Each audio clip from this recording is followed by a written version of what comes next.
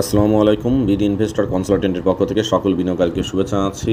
আজকে আমরা দেখতে পাচ্ছি বাজার 25 পয়েন্টের মতো নেগেটিভ অবস্থান রয়েছে এবং আমরা যদি দেখি সিংহভাগ কোম্পানি অর্থাৎ লসের মধ্যে রয়েছে, গেইনের মধ্যে রয়েছে মাত্র 83টি কোম্পানি। আজকে আমরা আরেকটা বিষয়ের গুরুত্বপূর্ণ, সেটা হচ্ছে লেনদেনের পরিমাণটা কিন্তু বেড়েছে। এখানে আপনাদের একটু দেখা দরকার, সেটা হলো যে আজকে বাজার থেকে বিভিন্ন কোম্পানির শেয়ারের প্রফিট টেক করা হয়েছে। আপনারা যদি একটু লক্ষ্য করেন, গতদিন যে সমস্ত কোম্পানিগুলো ছিল এই শেয়ার বাজারের মধ্যে, সেই কোম্পানিগুলোর কিন্তু দাম আজকে বাড়েনি, অর্থাৎ অন্য কোম্পানিগুলোর দাম বেড়েছে এবং যেগুলো হল্টের অবস্থায় ছিল সেগুলো কিন্তু আজকের দিকে দাম কিছুটা কমেছে। যেমন গতকালকের হল্টেডের মধ্যে আমরা ফরচুনকে দেখেছিলাম, ফার্স্টে ছিল, আজকে কিন্তু সেটা কমেছে। এরকমভাবে বিভিন্ন কোম্পানি কমেছে, অর্থাৎ সহজ কথা হচ্ছে যে শেয়ার বাজার থেকে সাধারণ বিনিয়োগকারীরা প্রফিট টেক করেছে। এখন আমরা প্রফিট এবং আরেকটা বিষয় আপনাদের দেখানোর জন্য যদি নিয়ে যাই, তাহলে আপনারা আরেকটু ভালো বুঝতে পারবেন।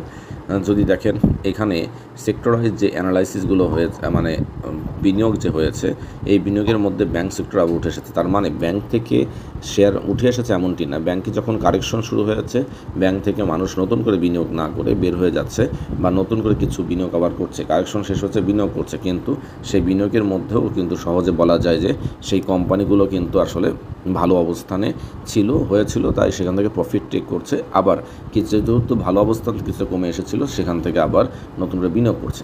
এইভাবে হচ্ছে। আর আজকে যে সমস্ত কোম্পানি বাজারকে আপট্রেন্ডে বা বাজারকে ভালো করার চেষ্টা করেছে, তার মধ্যে BRAC bank, Walton, Marico, Lindy BD, LBD এবং ডেল্টা লাইফ, সিটি ব্যাংক, এভাবে আপনারা দেখতে পাচ্ছেন ডেল্টা লাইফ, সিটি ব্যাংক, এরকম ইসলামী দল ব্যাংক ইত্যাদি, ইউসিবি, এইগুলো কোম্পানিগুলো শেয়ার বাজারকে আজকে পজিটিভ রাখার চেষ্টা করেছে।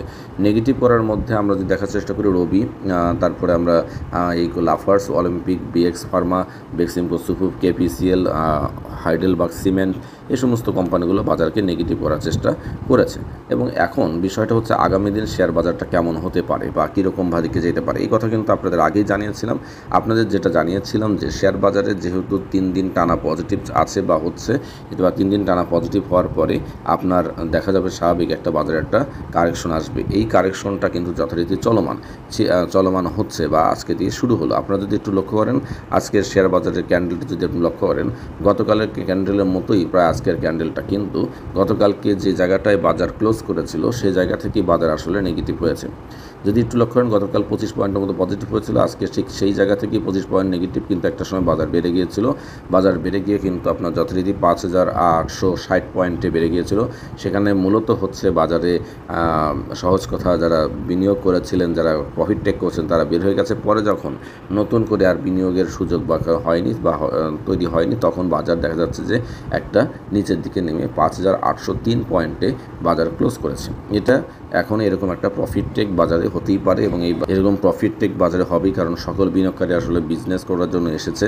এখন যে বিষয় সেটা হলো যে খুব স্বাভাবিকভাবে আপনারা বুঝতে পারছেন বাজারে একটা ডাউন তৈরি হবে। এখন ডাউন হলে কতটুকু হবে? ডাউন হলে সেক্ষেত্রে আপনারা ধরে নিতে পারেন যে ডাউন যদি হয়, যেমন আজকে একটা রেড ক্যান্ডেল আসলো, ঠিক এই রেড ক্যান্ডেলকে যদি কন্টিনিউ করতে থাকে ঠিক একইভাবে, সেটা দেখা যেতে পারে যে আপনার 5680 পয়েন্টে এসে বাজার ক্লোজ করতে পারে।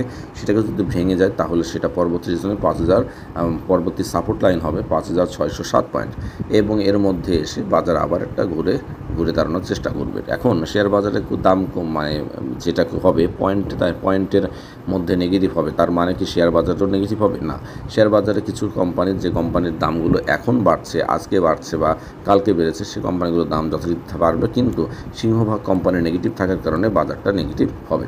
তো যাই হোক, শেষ করছি আজকের মতো। ধন্যবাদ সকলকে। আসসালামু আলাইকুম।